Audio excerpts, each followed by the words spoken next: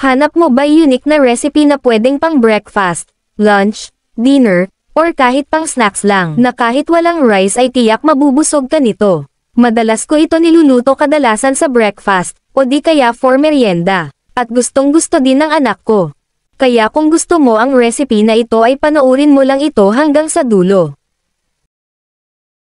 Ang mga list of ingredients para sa ating recipe ay ilalagay ko lang at the end of the video. Igisa ang sibuyas, hanggang sa maging transparent ang kulay, at lumabas ang bango nito. Kasunod igisa ang kamatis, 2 piraso lang ang nagamit ko nito, hiniwa ko ito ng paaba at inalisan ng buto. Takpan ito ng 1 minuto.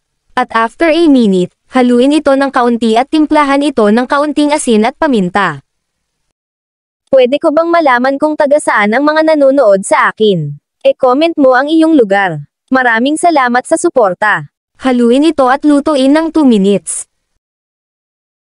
After 2 minutes, kapag ganito na ang itsura ng ating kamatis ay goods na yan, at maglalagay na tayo ng 150 grams ng pork and beans. Hindi na ko maglalagay dito ng tubig dahil mas gusto kong natural lang ang sauce nito, takpan ito at i-simmer ng 3 minuto.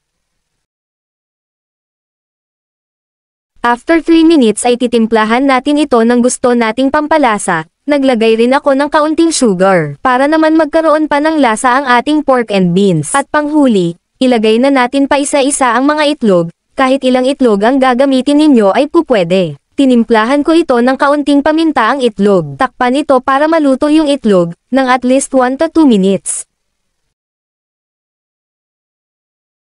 And top with chopped spring onion for the final touch.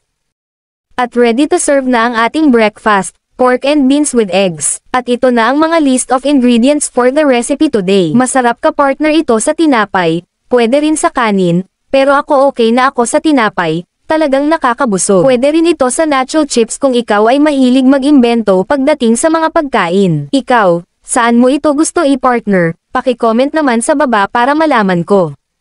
So yun lang po at maraming salamat sa panonood. At kita-kits sa susunod nating pagluluto.